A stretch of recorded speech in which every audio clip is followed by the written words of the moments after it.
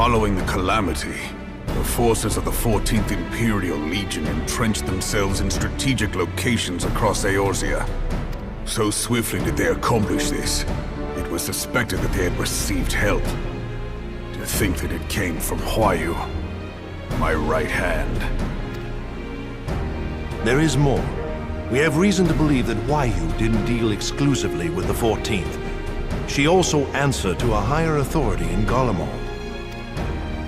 But this higher authority could not have been the Emperor. By consenting to the media project, Solus Zos Galvus showed himself to be more concerned about preventing the spread of primal influence than claiming Eorzea for the Empire. He would happily have seen the lot reduced to ash. We believe a number of high-ranking figures within the royal household were against the decision, but that they knew better than to oppose the Emperor openly. Of course, this didn't prevent them from making clandestine provisions, in which Huayu played a part. Alas, these provisions did not prevent Dalamud from falling, and the ensuing chaos changed the face of the realm forever. Yet Eorzea survived. To all intents and purposes, the Meteor Project had failed, and the Empire was left to rue its lack of a decisive means to eliminate the primals. Until, that is, it stumbled upon the Ultima weapon.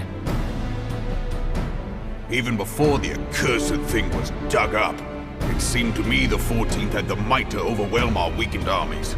Yet they chose to hide behind their walls. Why?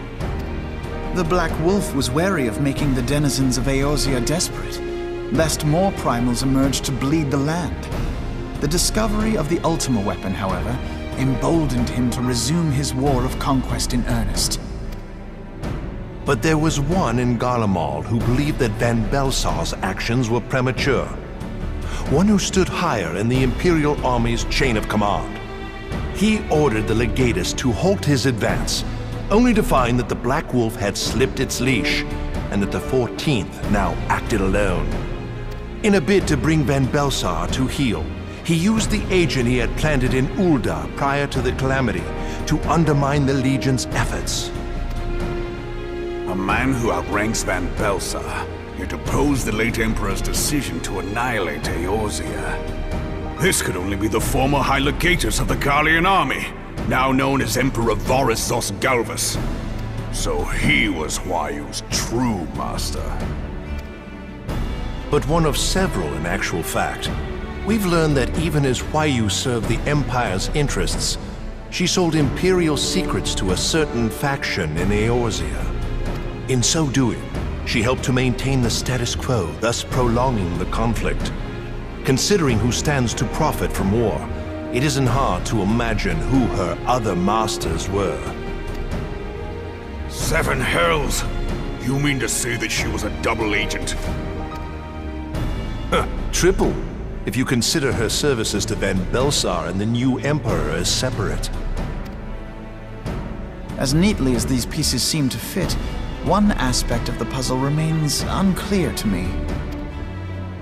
By whose will was the Marshal feeding intelligence to the heretics? And try as I might, I fail to see how aiding their cause would profit either her Imperial or Monetarist masters. Could it be that another hand is at work here? If so, Huayu must be made to reveal whose it is.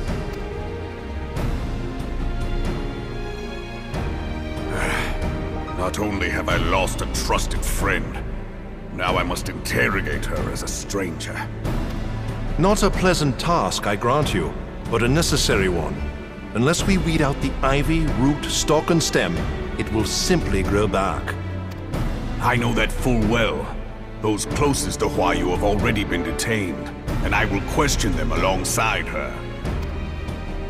General, pray keep in mind that there may be unwitting abettors among them. All will be treated fairly. On that you have my word. Those who are innocent have no cause to fear. You have ever been a friend of truth, General. I hope the unpleasant task of weeding out falsehood will not detain you too long. Though it be for the sake of Eorzea, doubting one's comrades is poison to the soul. And with that, I take my leave.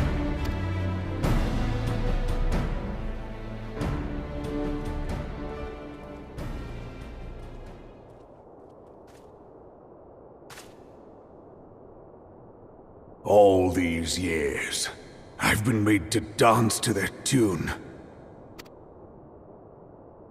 How could you, Huayu? How could you side with them? Those cankers who take from this land and give naught in return, who use their power to disempower and grow fat while the people starve.